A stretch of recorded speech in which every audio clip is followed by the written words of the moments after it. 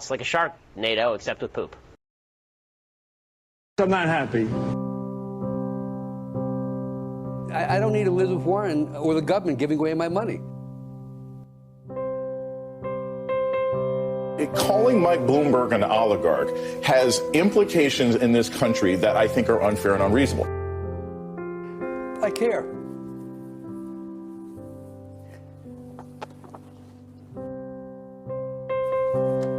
That's it.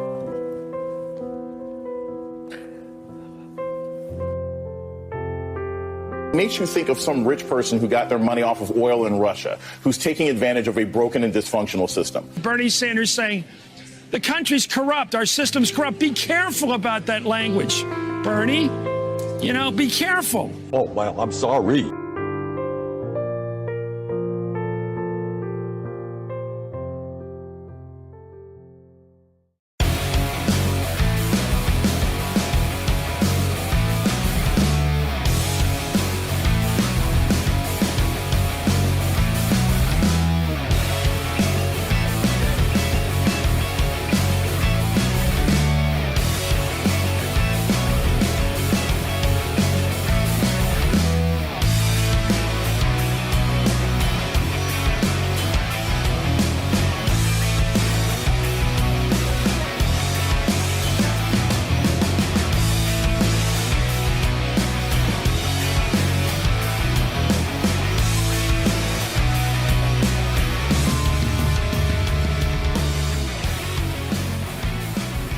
Around the nation, Waldorf Nation, everybody, welcome to the show.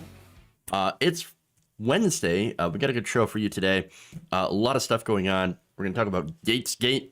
We got the Tucker Carlson, Matt Gaetz interview. We got Capitol rioters.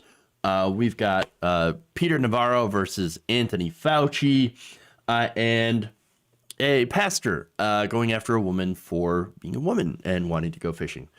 So fun times. We got a lot of stories to get through. Before we do, please like and share the stream if you haven't already. Very important that you do so. You also have an announcement here. I will be off for a week. So I'm taking the week. We're going to be making some changes in the meantime. So I got the copyright monsters after me. So, you know, I'm going to deal with that and make a few changes to the channel, make it a little bit better. And all that wonderful stuff. So we're going to do that. And let's do it. Just dive right into it. All right. That's it. Boom. All right.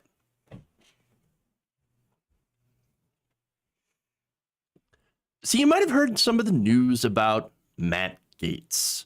Now, Matt Gaetz, Representative Matt Gaetz of Florida, a ally of former President Donald Trump, is being investigated by the Justice Department over whether he had a sexual relationship with a 17-year-old and paid for her to travel with him, according to 3 people briefed in the matter. So already, here we go. Not good. Investigators are examining whether Mr. Gaetz violated federal sex trafficking laws. A variety of federal statutes make it illegal to induce someone under 18 to travel over state lines to engage in sex in exchange for money or something of value. The Justice Department regularly prosecutes cases, and offenders often receive severe sentences. Oh boy. Wow. Hey, QAnon. Are you guys looking for examples of people having sex with underage minors? This might be a good idea. You might want to check out Florida. Seems to be some stuff happening there. Fascinating. All right, so it turns out might have been in front of you the whole time. Allegedly, of course. Now, I'm actually more surprised this didn't have anything to do with his live-in son, Nestor. Remember that story? That was weird. Apparently, a kid had been living with Matt Gaetz since he was 12. And Gaetz was dating his sister. It's a very strange story. It's very weird. There's a lot of weird moving parts to this. Okay. Now, according to a report, it was not clear how Mr. Gaetz had met the 17-year-old girl, believed to be 17 at the encounters. He was 36 at the time. That was about 2 years ago, where the investigators are scrutinizing, according to two of the people. The investigation was opened in the final months of the Trump administration, which is a very interesting case, because here it is. We've got, it's not coming from the Biden administration. No. This is a Trump administration investigation started by William Barr.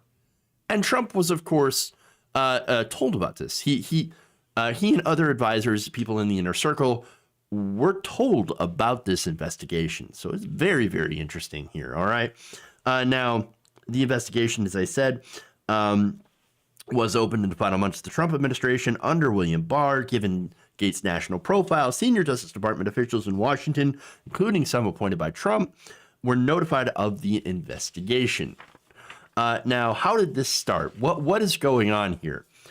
Three people said that in the examination of Mr. Gaetz, now 38, as part of a broader investigation into a political ally of his, a local official in Florida named Joel Greenberg. Greenberg, of course, was the target of an investigation and who was actually indicted last summer on an array of different charges, including sex trafficking of a child, financially supporting people in exchange for sex, at least one of whom was, again, underage.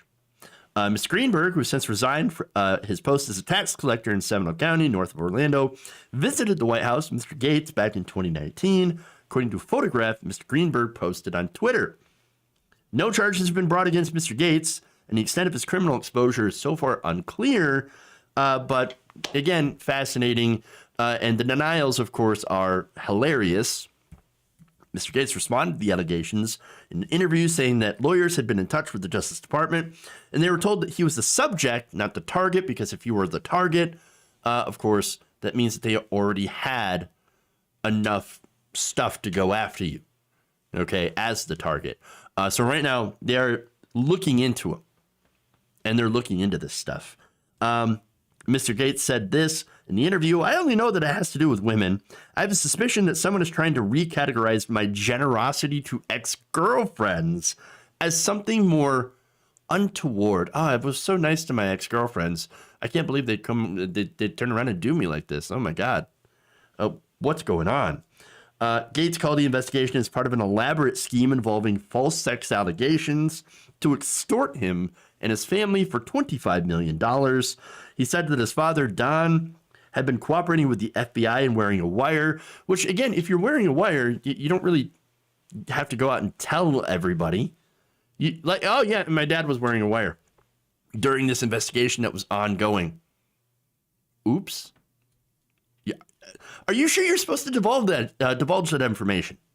But he says, oh, the New York Times ruined it for me. So of course I have to go out and I have to talk about this publicly because the New York Times and the Biden administration, of course, they get Biden involved in this as well. Gaetz claimed that the disclosure of sex trafficking inquiry was intended to thwart an investigation into an extortion plot. In a second interview later Tuesday, the congressman said he had no plans to resign his House seat, denied that he had relationships with minors. It's verifiably false that I have traveled with a 17-year-old woman. 17-year-olds aren't women. They're technically minors, technically children. Okay? Hey, I'm not saying that. That's Florida law. Florida law says that the age of consent is 18. Okay? So, now, the Times also notes that it's unclear how investigators in the Greenberg case began examining Mr. Gaetz' conduct. More details, of course, will come out against that, or I'm sorry about that. Last June, federal prosecutors secured an indictment against Mr. Greenberg, accusing him of stalking a political rival. Greenberg also is connected with Roger Stone, although, again, we don't have any information on how they're connected with, he's connected with Gaetz or Stone. All I know is that Greenberg was a political ally of Mr. Gaetz. Again, you had that selfie where in 2017 he tweeted, "Great catching up." So the following year, Mr. Gaetz expressed support for Greenberg's successful bid for local office, predicting that he would someday make a great member of Congress. Well, that didn't turn out. Poorly aged right there. Poorly aged. That did not work out. However, federal authorities seized Mr. Greenberg's phone and laptop after the stalking accusations and then discovered evidence that Mr. Greenberg, whose job responsibilities included issuing licenses, was creating fake IDs for himself and a teenage girl, and was experimenting with holograms used on permits for concealed firearms, according to court documents. Jesus. Months later, he was indicted on sex trafficking charges. Greenberg targeted a girl who's between 14 and 17-year-olds, saying that he recruited, or I should say groomed, and solicited her for sex acts in exchange for unspecified perks or favors.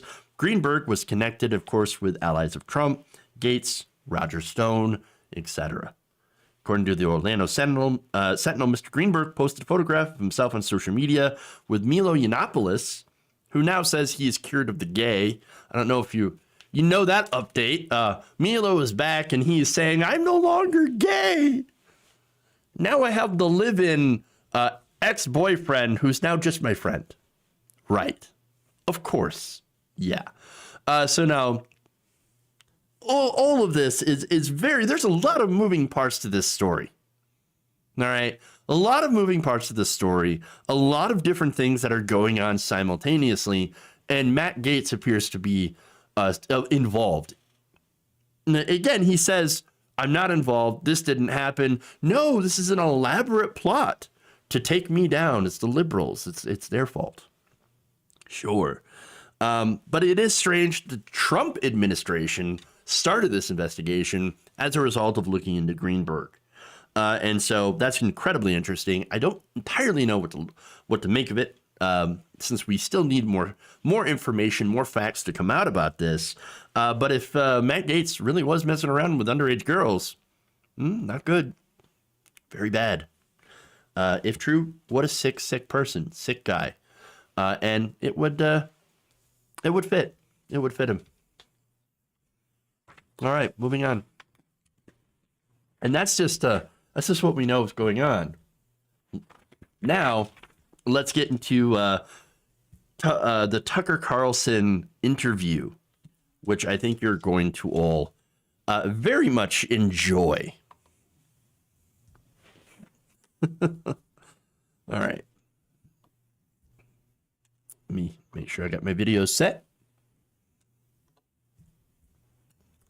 Recently, the New York Times dropped a bombshell on Representative Matt Gaetz, saying that he was alleged to have been involved in a sex trafficking scheme involving a 17-year-old girl.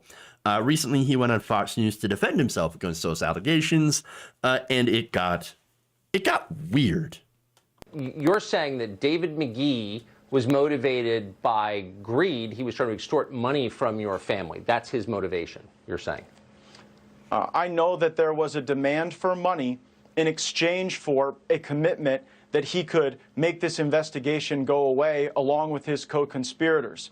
They even claimed to have specific connections inside the Biden White House. Now, I don't know if that's true. They were promising that Joe Biden would pardon me. Obviously, I don't need a pardon. I'm not seeking a pardon. I have not done anything improper or wrong.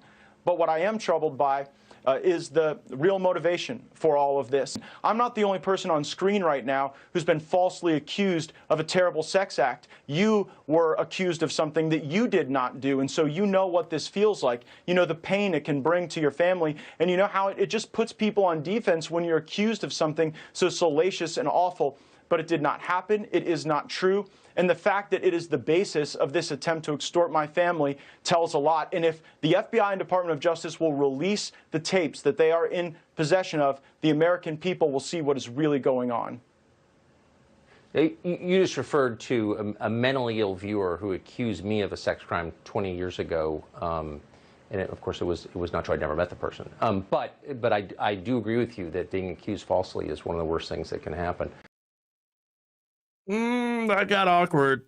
That got super, super awkward. By the way, just to reference something that was said at the beginning of the video, McGee is somebody who worked in the Trump DOJ, and it's funny that that person didn't really seem to be any sort of position to extort anyone for money. But anyway, back to the Tucker Carlson. He's like, he did not look happy about that. Okay.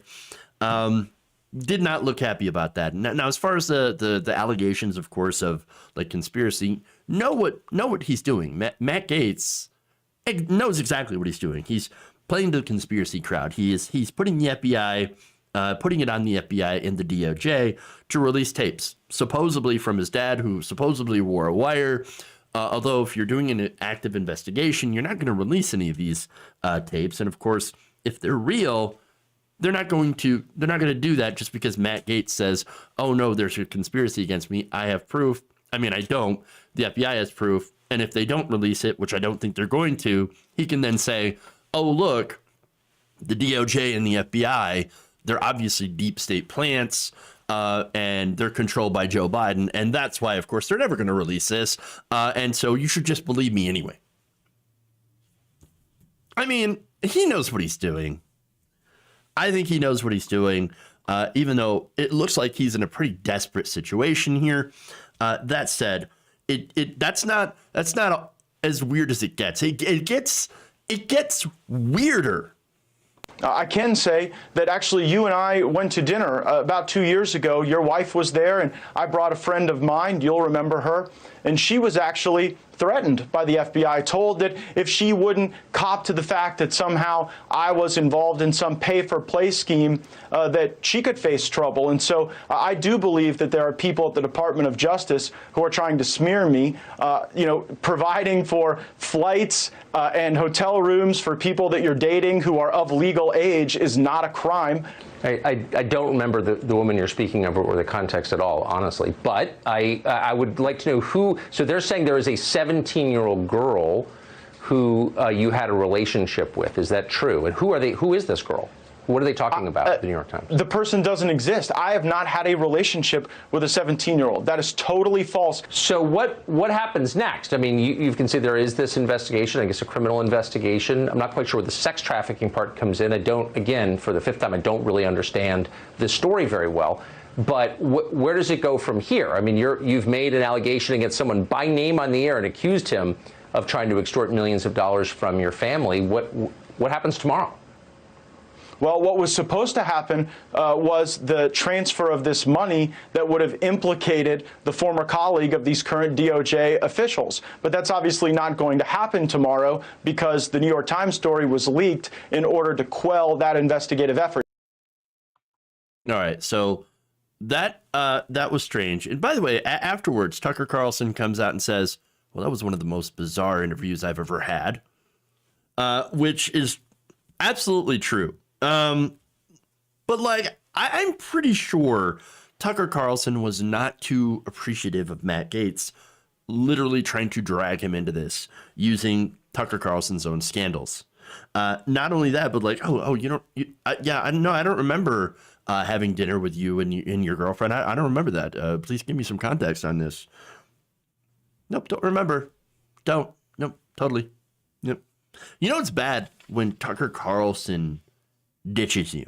And it's funny because, again, Fox News, these personalities, they helped make Matt Gaetz. They hyped him up, featured him on his network. In fact, back in a September 2019 profile of Gaetz for Mother Jones, Stephanie Mensimer reported that in the past year, he appeared more than 70 times in the network. And Sean Hannity campaigned for him when he was running in Florida. He's almost always been a regular on Fox News. And just hours before this broke, he put out the statement that he was, or not really statement, but he kind of leaked this on the DL that he was going to step down from Congress and take a job at Newsmax. Newsmax to the max. So this entire thing is really, I mean, it's explosive. And again, I love how Tucker Carlson at the end was just like, I don't get the sex trafficking. All right, well, let me break it down for you, Tucker. All right. So taking a child of not consenting age across state lines for sex is trafficking. This was a 17-year-old girl. It wasn't a 17-year-old woman. It was a 17-year-old girl, a child. in the state of Florida, the age of consent is 18 years old. Sexual intercourse with someone who was under 18 is considered to be statutory rape. Simple as that. Now, of course, in different states, you have different ages of consent, okay? But if you take someone from a state, for example, Florida, whose age of consent, as I just mentioned, was 18, and you fly them to another state and then have sex with them in a state where it might be lower, the age of consent might be 16. Well, then you still committed a crime because you trafficked someone from one state to the other for a purpose of having sex with them. Okay? And look, there are exceptions to this. One of them, actually, is a close in age exemption, right? It's called a Romeo and Juliet law, essentially, that allows minors who are 16 or 17 to have sex with someone no older than 23. Well, at the time, Matt Gaetz was 36 years old. So this does not apply. And so if this is true, then Matt Gaetz is in a lot of trouble. A lot of trouble. And so it's pretty easy for me to understand, maybe because I'm not a moron, maybe because I'm not Tucker Carlson, who constantly has this dumb look on his face, where you can like tell that the gears are starting to turn, but there's like rust, maybe some cobwebs in there. The gear is just kind of stuck. And you hear this consistent grinding noise whenever he tries to think. Maybe there's steam coming out of his ears at some point. But, I can get it. Most people can get it. Most people can understand this. Tucker Carlson can't. Very strange interview. Very, very telling. And very disastrous. All right. Moving on. Oh, yeah, we got more.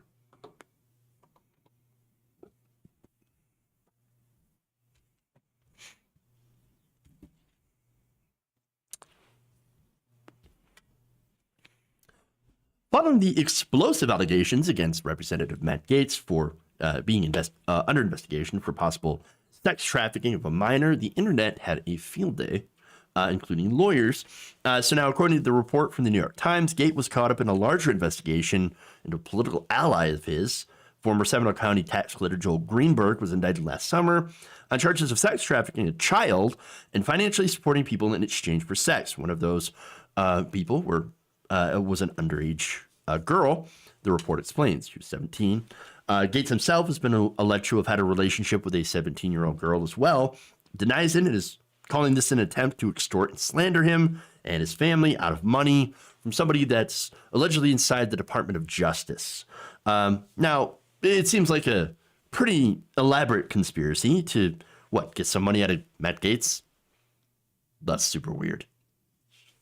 Usually the simplest explanation tends to be the truth, but we're going to have to see, of course, when the facts come out, when more stuff comes out. But in the meantime, guy's getting roasted online. So first, let me read some responses from some lawyers. First person, Gabriel Maller, says in one tweet thread, Representative Gaetz has managed to make every defense counsel and every prosecutor in the land simultaneously mutter, "What the F are you doing?" Because he goes out and he's saying all this weird stuff about, I treated my ex-girlfriends very, very well. I flew them ever. I paid for plane tickets and everything and hotel rooms and all this wonderful stuff. Well, when one of your ex-girlfriends is alleged to have been an underage girl, that doesn't look good for you, obviously. Another person says, this Renato Mariotti says, question for Matt Gaetz. Have you ever provided for underage women that you have dated? Yes, that seems to be an important question here. In response to Gaetz's tweet, by the way, I've definitely, in my single days, provided for women I've dated. I paid for flights, for hotel rooms. I've been, generous as a partner. I think someone is trying to make that look criminal when it's not. Well, again, to reiterate, it's criminal when the girl is underage. Richard Signorelli says, as a response to that, as a general proposition, many criminals are not that bright and often can't keep their mouth shut. Not smart. Ted Lieu also says, pretty sure the FBI and the Justice Department would have not have wanted Representative Matt Gaetz to disclose that his father was wearing a wire if Gaetz is actually even telling the truth. And that really is the question. Is he or is he not telling the truth? And with his record, especially considering how he has essentially been a troll, a live action, troll, trolling the left constantly. Not a good record. Not a good record of honesty. Okay. And there's more. As one person noted, Gaetz cast a lone no vote on a widely bipartisan human trafficking bill that passed unanimously through the U.S. Senate in September of 2017 before sailing through the House by a count of 418 to 1. The lone vote against a trafficking bill. That's a little sus there. Come on. Come on. Wow. Again, more people, okay?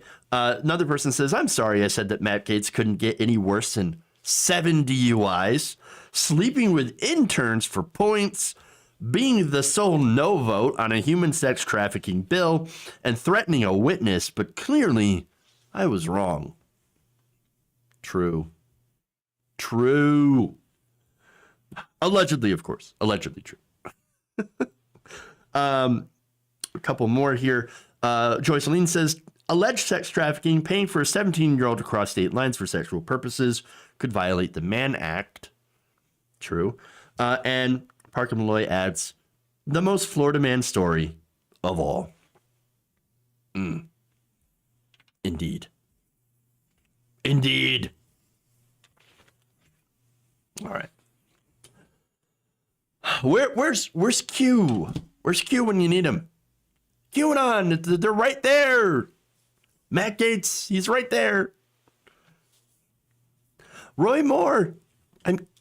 How many conservatives, alleged conservative pedophiles, can they ignore? Again, Matt Gaetz allegedly, Roy Moore, used to go after underage girls at the mall. Dennis Hastert, well-known pedophile. And yet, nope. It's a cabal of Democrats. Right. Sure. Yeah.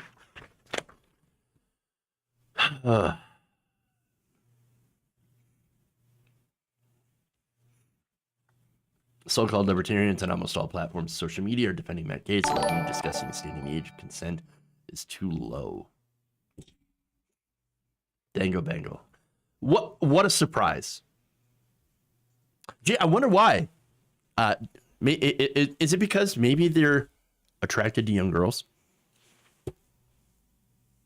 Trump too. Yes. Veggie Godzilla. 100%. The most obvious. Our conservative on Reddit banned the story. Of course. Oh my God, of course. Jeez. Shocker. All right.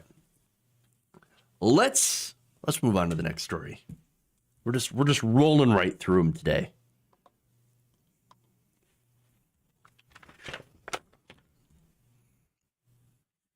I know the story you were all listening for. On Wednesday, the Associated Press reported that a growing number of Capitol rioters are begging for mercy and apologizing for their actions as the prospect of criminal prosecutions starts to sink in. Now, according to AP reporters Jacques Billot and Michael Tarm, many of these people are, again, very, very sad, very regretful of what they've done. They're having some MAGA-grets. For example, the helmet-wearing Idaho man photographed dangling by one hand from the Senate's balcony during the riot turned himself in 6 days later while buckled in a vehicle delivering him to the Boise jail. Hosea Colt, that's his name, made a video apologizing and expressing shame for storming the building. a lawyer for Dominic Pizzola, whose authorities say is a member of the extremist group Proud Boys, and broke a Capitol window with a police shield, said in a filing that his client's incarceration has placed his wife and 2 children in desperate financial straits. True. Let's see. Several workers at a floor installation business Pizzola manages are also out of work because Pizzola is jailed. Attorney Jonathan Zucker wrote in a February filing seeking his release pending trial. Pizzola, the attorney wrote, was sorry for his actions, which included posting a video giving a triumphant speech inside of the Capitol while smoking a victory cigar.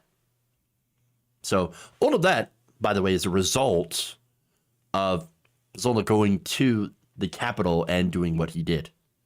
That's his fault. That's not the police fault for arresting him. It's not the prosecutor's fault for trying to prosecute him. That's his fault. It's called personal responsibility. Now, since his arrest, they note, having time to reflect and see how things have revealed themselves, he now realizes he was duped into these mistaken beliefs, that the election was stolen from President Donald Trump. Zucker wrote. I'm sure. Yeah, I'm sure he had a change of heart. No, I'm sure he's like, I just don't want to be in jail anymore, and I don't want to get in trouble. And, you know, even though I totally tried to overturn the results of a lawful election, I don't think I should be in trouble for that. I learned my lesson. I'm so sorry. I'm my bad, dog. I'm sorry. I'm sorry. I won't do it again. I won't do any more insurrections. That's my bad. Let me go, please. In another case, the day after Chad Jones allegedly swung a flagpole at police, that is just outside the House chamber, he told a friend that he was an idiot, adding that he knew he was in big trouble. Well, yeah, because you are an idiot and you are in big trouble. Dipshit. A week later, a federal complaint charged him with, among other things, using a weapon, the flagpole, to assault an officer. The charges carry a maximum 60 years in prison. Oof. Oof. Samuel Camargo, who had posted a video on Instagram showing him tussling with police trying to get through a door in the Capitol. Again, tussling is not my word, it's their word, from the AP, was on Facebook a day later with his apology. I'm sorry to all the people I've disappointed, as this is not who I am or what I stand for. Really? Because your actions speak louder than your words. And you did these things. Okay? You did these things, and he was charged from it.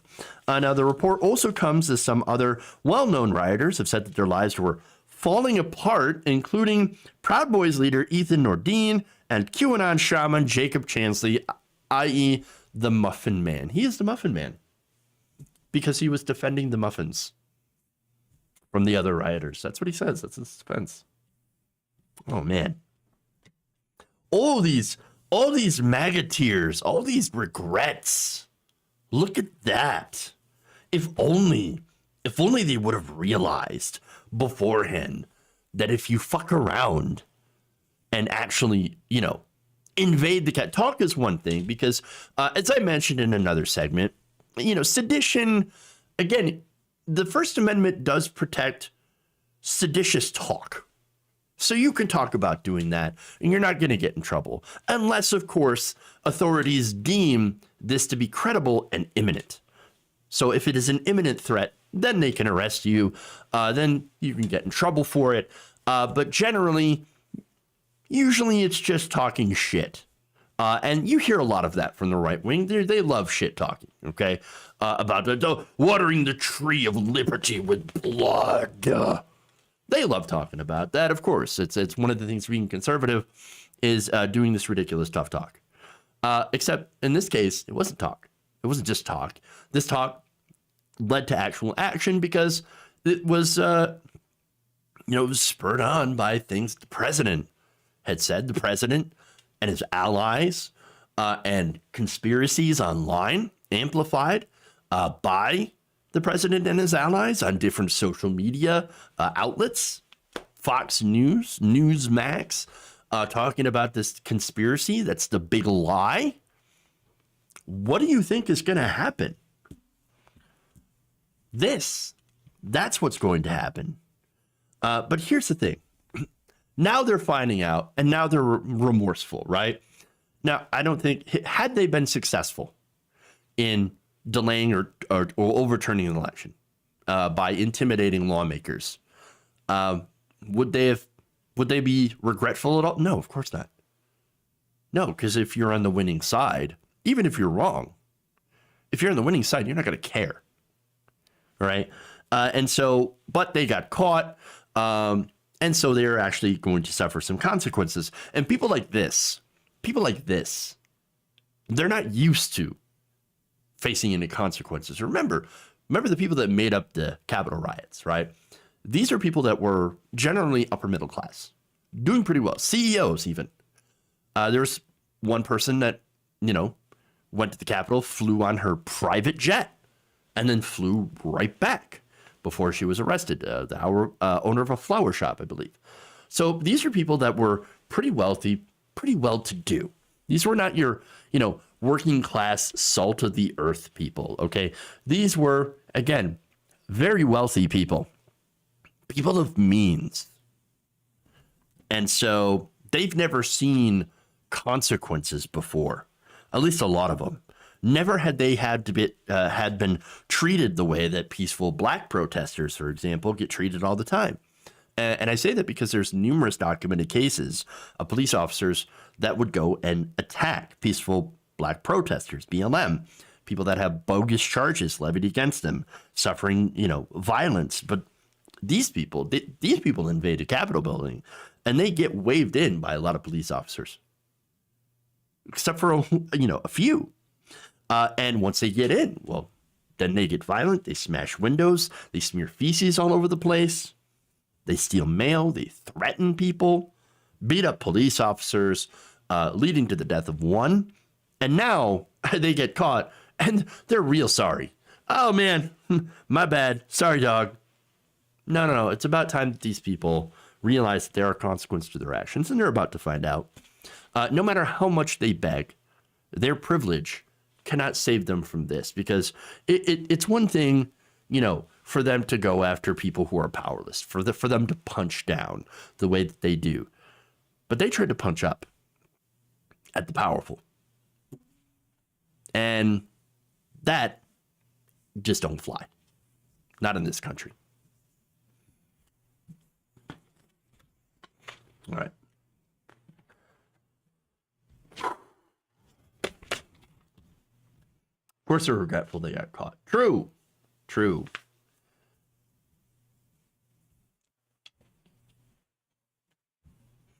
All right.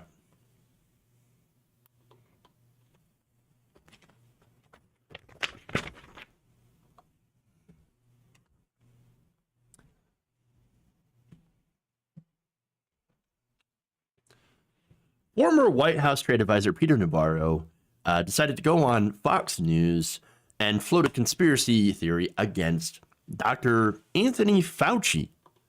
So let's take a look. The father of Fauci's the father of the actual virus. Fauci's the guy. This virus, according to Bob Redfield at the Centers for Disease Control, came from the Wuhan lab.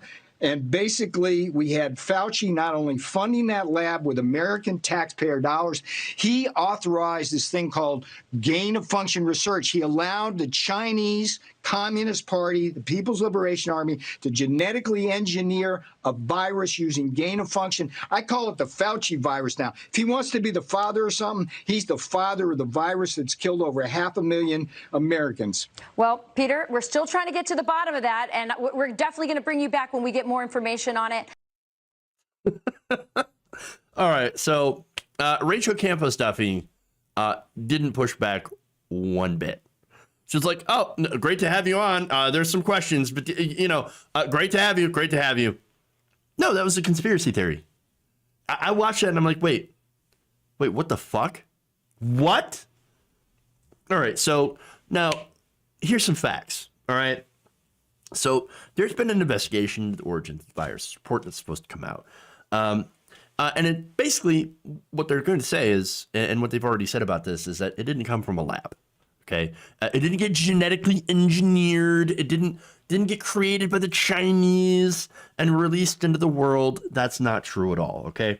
So what they're saying is that it jumped species, okay? So it went from bats to another animal that we don't know of yet, and then from that animal made the jump to humans. That happens a lot. Yes, viruses, bacteria, they do jump species. That has happened before. And according to investigators from the World Health Organization, it's extremely unlikely that the virus originated in a lab. I would add, of course, that the people saying that it originated in a lab without evidence to prove that are absolutely insane, and they want you believing in nonsense conspiracies. Why? Well, I've got a couple of ideas on why there are people out there saying that kind of stuff. For one, clicks. You see that all the time in the right wing, okay? Right-wing conspiracy theorists, they want you scared. And because when you're scared, it is easier to convince them that you are the only source of true information, because you're basically telling them what they kind of want to hear, okay? And so there are people that take advantage of this, take advantage of the fear of coronavirus, and basically turn that into monetization. And that's what happens here, okay? That's what this is. There's also people, of course, that want to sow division, okay? For one, they want you to hate Asian people. And, of course, there are also those who want you afraid, of China. They want you afraid that you continue to support more and more money going to, quote-unquote, defense, which is really private defense contractors. There are people who basically, there are all sorts of different people who will benefit from pushing these kinds of narratives. And everybody's got different benefits that they get from this, depending on where they are. Again, if you're a person of power, then generally you're going to be concerned about the money. And if you really want to know what people's motivations are, you got to look at the money. So now, here's the thing. So now, it might seem like I'm defending China for a bit, right? Let me get something very, very clear. I'm not a tanky. Okay. China has made some serious mistakes regarding coronavirus. They did put out some propaganda about it. They hid how bad it was at first. And those mistakes, unfortunately, helped spread the virus. But it wasn't a conspiracy. The virus did come out of nowhere. And what happened is the Chinese government wasn't ready for it. Neither was ours. Okay.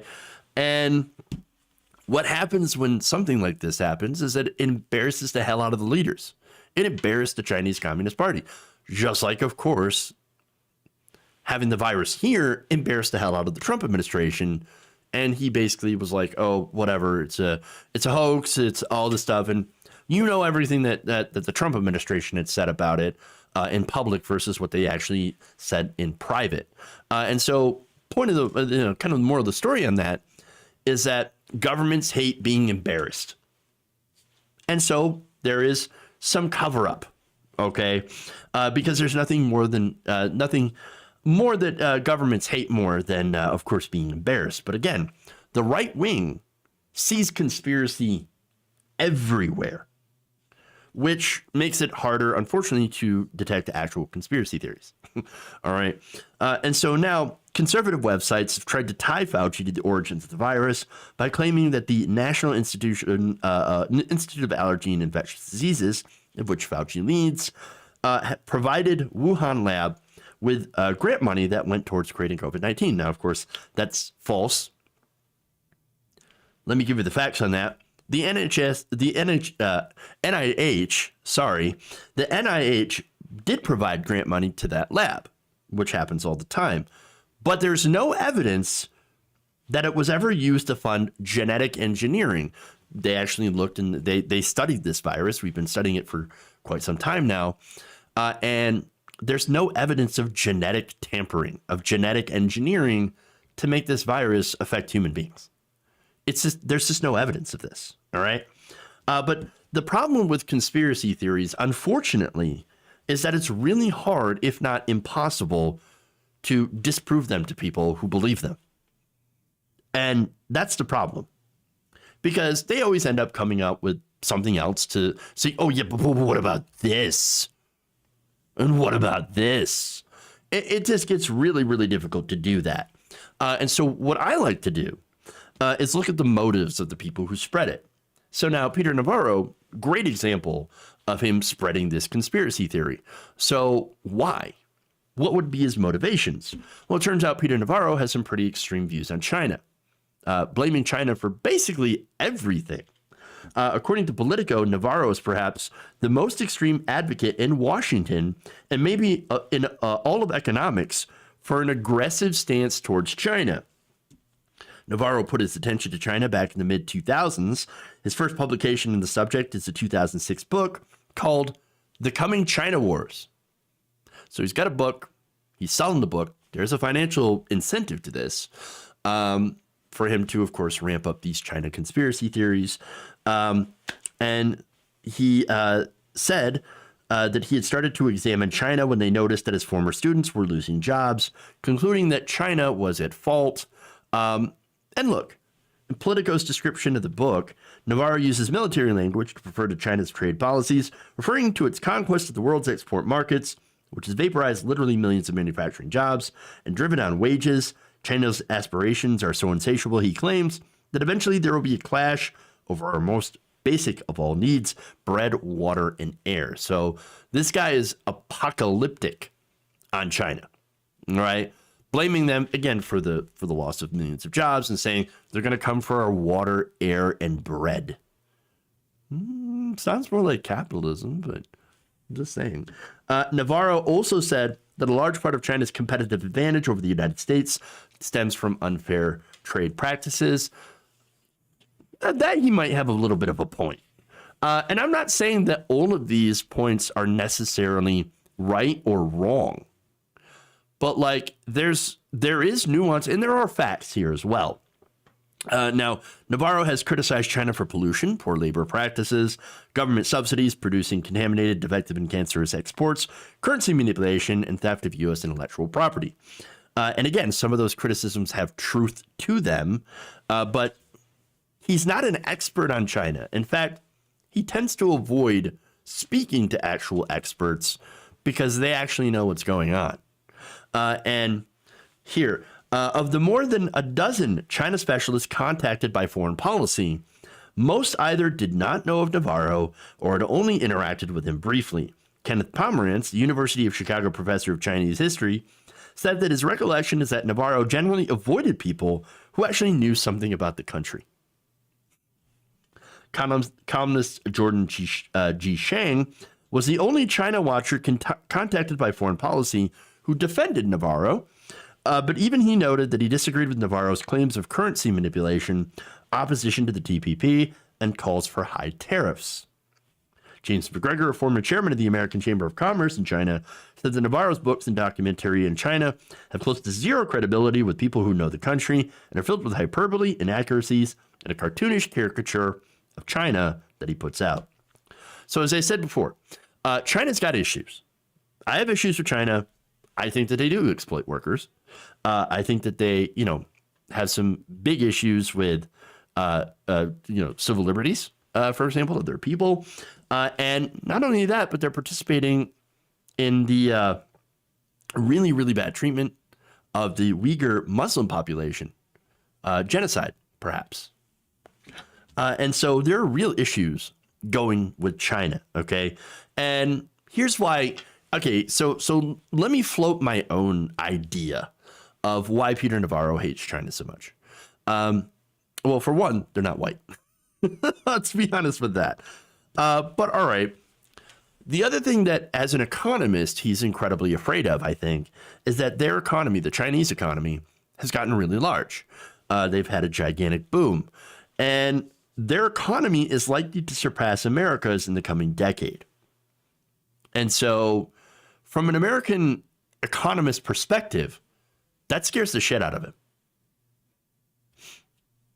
And look, China, by the way, is a giant state-run corporation, essentially. And so I know a lot of people get like triggered when I say that, but that's essentially what they are. They're kind of pretty capitalist in their own strange way. And so, that's why they've had this expansion, because they are able to do all these different things. And so there's a lot more nuance I could get into about China. But generally, I'm going to focus more on this guy. Okay. And so the thing is, while there are issues with China that are legitimate, that doesn't mean you have to come up with insane conspiracy theories to then go after China. Because the result is you're not hurting any of the Chinese leaders. Okay. For one, you're going to end up actually with this rhetoric hurting people who have nothing to do with the Chinese government. Asian Americans. Asian Americans, innocent people, are actually being attacked as a result of this kind of rhetoric that we have seen. Research reporting by forum Stop AAPI Hate revealed nearly 3,800 incidents were reported over the course of roughly a year during the pandemic. Mostly, the vast majority, over 60%, directed at women. So this is causing people to come out, people who are scared of coronavirus and all that stuff, to come out and literally physically assault Asian women for the most part. They're the ones who are the victims of this rhetoric. I mean, that's terrible. It's insane. And again, it's fed into, it's really, this is fed into by people like Peter Navarro. And again, you can criticize China. You can criticize the Chinese government. I do it. I encourage it when they do something wrong, of course. But to make up these conspiracies, go on the air and tie an American official, Dr. Fauci, who disagrees with you, by the way, on policies and some of your assertions, go on TV, lie about him, spread conspiracies in order to really cover up for the administration's failures, the last administration that you happen to work for, to contain the virus, who failed to contain the virus here, that last administration. It really is just super, super disgusting of Navarro. What an ass. All right, one more.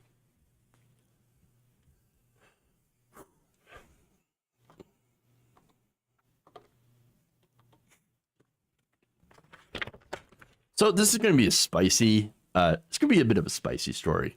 As if we haven't had spicy stories all day. But it's not really political related. But still, I want to get your thoughts on this one, all right? A Pennsylvania woman says she was insulted by her pastor after she won a fishing trip during an event. Now, Emily Smaniotto recently went to the wild game dinner on Saturday at a Baptist church in North Union Township. Apparently, there was a contest to win a free fishing trip with the organizer. So now the organizer held this and is like, hey, fishing trip. Well, unfortunately, there was one caveat, men only.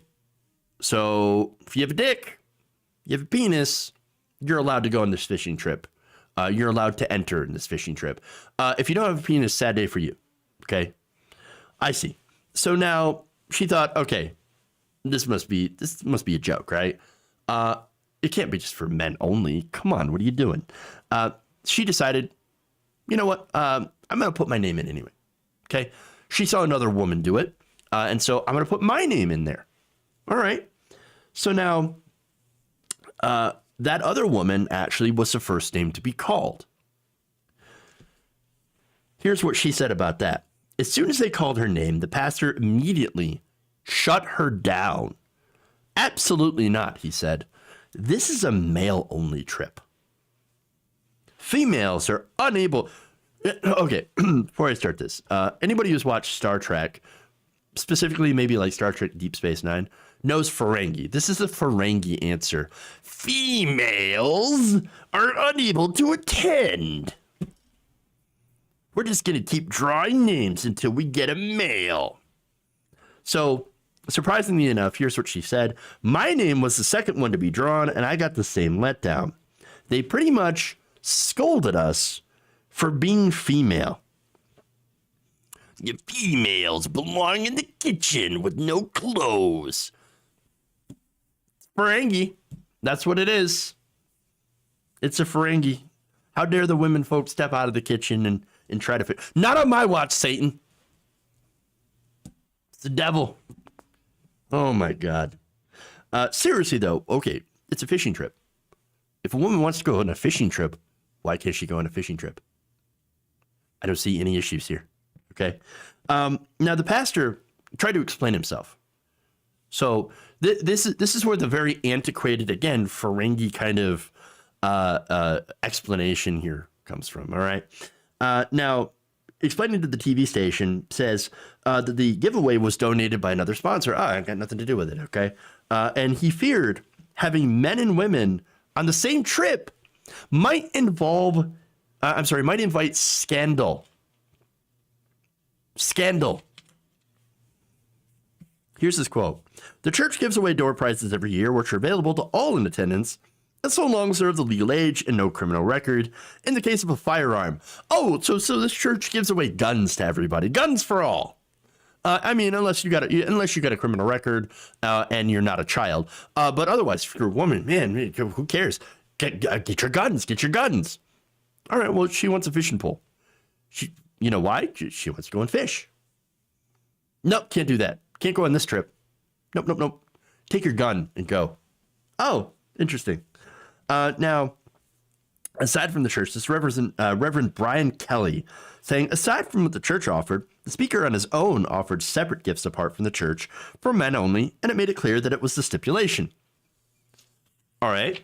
Living in the days of sexual scandals and accusations, many pastors, including myself, take the personal position that we will not put ourselves in a position that could bring about a false accusation and thus bring a multitude of problems, hence why he personally offered them for men only. It was a matter of personal standards and protection, and there was no intent of discrimination. But wait a minute, your entire explanation is discriminatory. You're basically saying that women will make false accusations, and therefore, better safe than sorry, keep all the women out because they're going to make accusations. That's just going to, no women allowed. We don't trust them. They're all against us. That's why we only want men. That's what he's saying. Now, Kelly said that he tried to reach the woman's father instead of her herself, again, after learning of her reaction to the situation. And he said the giveaway sponsor would offer the pair a fishing trip of their own, women only. But she said the explanation just added insult to injury. So he goes and talks to her father. Instead of talking to her about it, no, I'm going to call your dad. Oh, my God.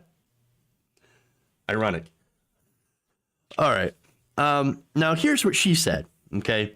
They're implying that women will always accuse them of sexual scandals. If they're afraid of this, maybe they should have made it a rule that more than one woman has to attend the trip. To even the numbers, so to speak, to prevent this, but they didn't. They didn't even do that. They strictly kept it only to men, and that was their personal choice. It was not even an option to discuss the trip details. If a female would have won, I would do anything possible to attend a trip like this. It was very, very wrong. I'm sorry I had to sit through that. Damn. Right? So, all right. Now, I'm going to blow everybody's mind. Well, not you specifically, but any of the conservatives that are watching, okay? It turns out that you can be around women and not want to have sex with them. And be straight. It's true. It's true. Shocking, I know. It turns out that women are also people. Shocking. Now, the mindset from this pastor and this organizer is that, around women, apparently either men can't control themselves, they can't be trusted not to try to sleep with any woman that's around them, and that women themselves cannot be trusted to not make false accusations against men. Bullshit. It's insane. It's also incredibly sexist to both men and women. You're insulting men by saying that they cannot control themselves. And by the way, also enabling, or I should say encouraging, excuses for the men that do sexual assault. Oh, they couldn't help themselves. They saw a knee or an elbow. There was a woman within a 5-foot radius of them. I mean, of course they can't help themselves. They have to go and rape and sexual assault. No, No, it turns out men can control themselves, and women are not all serial liars that will make up false allegations. It's ridiculous. Not only that, but women enjoy fishing, hunting. There are women that enjoy fishing, hunting, working on cars, playing video games, and all those allegedly male-only activities. I know. Blowing your mind. Again, at the end of the day, it turns out women are also people. They're human beings that are just as diverse, in the activities that they enjoy as men are. And again, the reason that I'm talking like this is I have to be super, super clear for the conservatives in the audience that women, yes, are indeed people and are not just the caricatures and walking vaginas and birth canals that some of them consider them to be. So, and so let me give myself an example. It turns out I've had situations where I was alone with a woman, and guess what? I didn't rape her. I know I didn't rape her. I didn't try to sexually assault her. I didn't try to pinch her butt. I didn't try to do anything or make inappropriate comments. It turns out that you can do that, that you can actually be civil around another person who happens to be of a different gender. It's weird, I know, that you might think about that, but, and guess what? She also didn't make false accusations against me. Weird. Shocking, I know. Turns out if you treat other people with respect, they tend to treat you with respect as well. And here's the thing. This entire situation, it feels like, is a result of religion. Okay? Religion and traditional gender roles and attitudes, which I think are prevalent in places like church. And I'm sorry that she had to go through this and experience this. And that other woman who rightfully, again, won the raffle, won the contest, she should have been able to go on the fishing trip as well. And I feel like these kinds of old attitudes are really holding not just women back, but men back as well. All right. And I think people should be allowed to be themselves. Okay. And I don't know what the right solution for this particular situation is. If that person, if that person doesn't feel comfortable being around women, I mean, that sucks for him. That's real weird and super sexist, but you can't exactly force him to go and take a fishing trip with this woman, right? But I can tell you that publicly berating a woman for winning a trip and trying to exclude people, it seems pretty ridiculous to me. Maybe they should have tried to work with him, but I guess it's really too late for that now. All right. Both women won. Yeah, exactly. Both women won. Ridiculous. And still, they're treated like that. All right. Oops. I've been messing around with this stuff. So let me just go back here. All right. So let me read some super chats and stuff before I head out the door. And of course, thanks some. Oh, wow. There's lots of stuff here. Oh, of course, no super chats show up. Why is this thing always freaking broken? All right. Let me see if I can get that back up here. Oh, I missed it. No way. All right.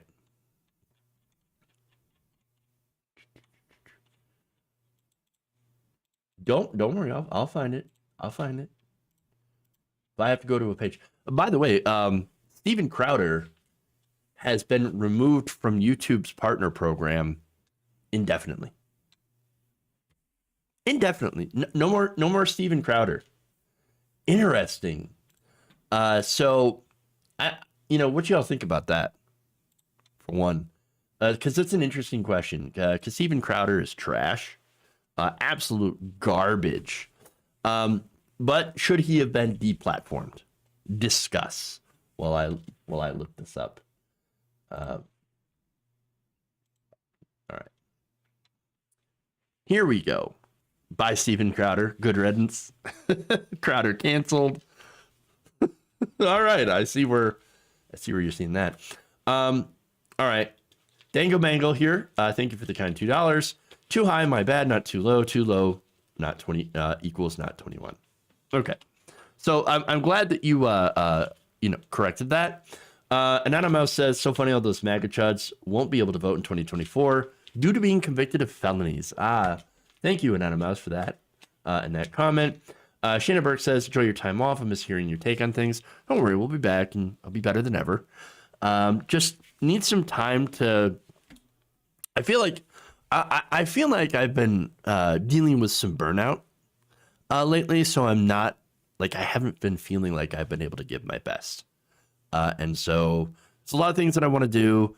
There's also a lot of things that I'm going to readjust on the artistic side or going to try.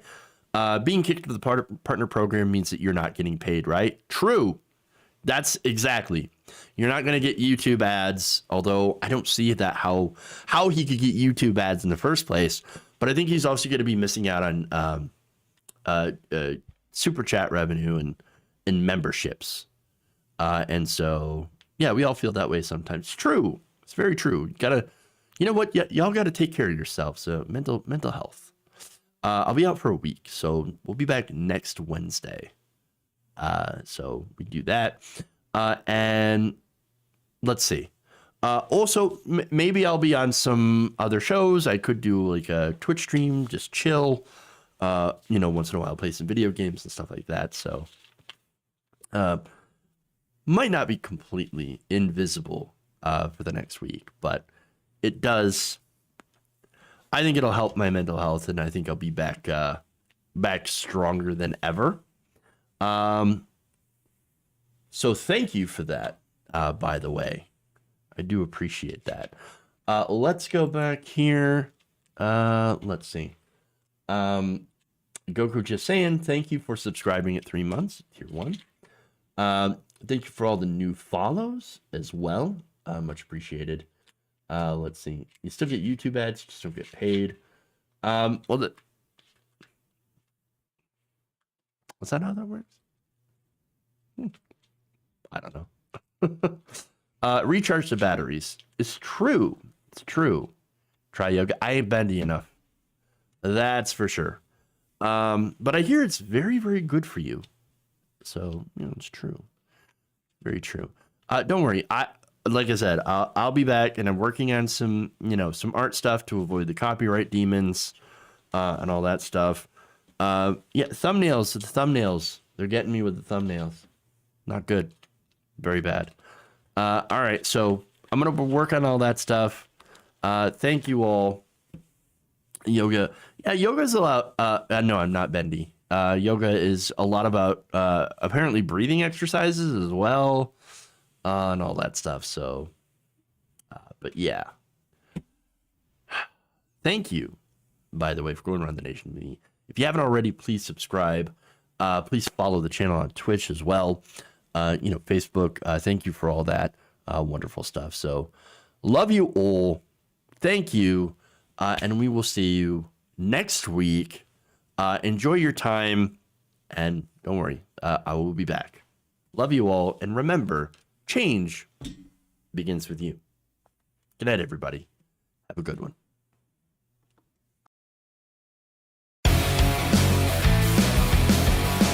Wet ass P-word. There's some whores in this house. There's insanity in the control room.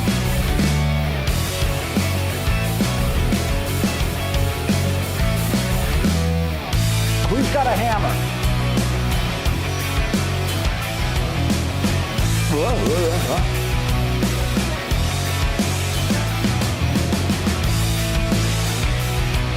Please clap.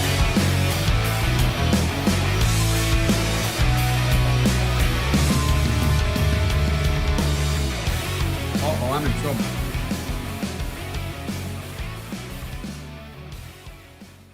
They're kicking me out the door. They're kicking me out the door.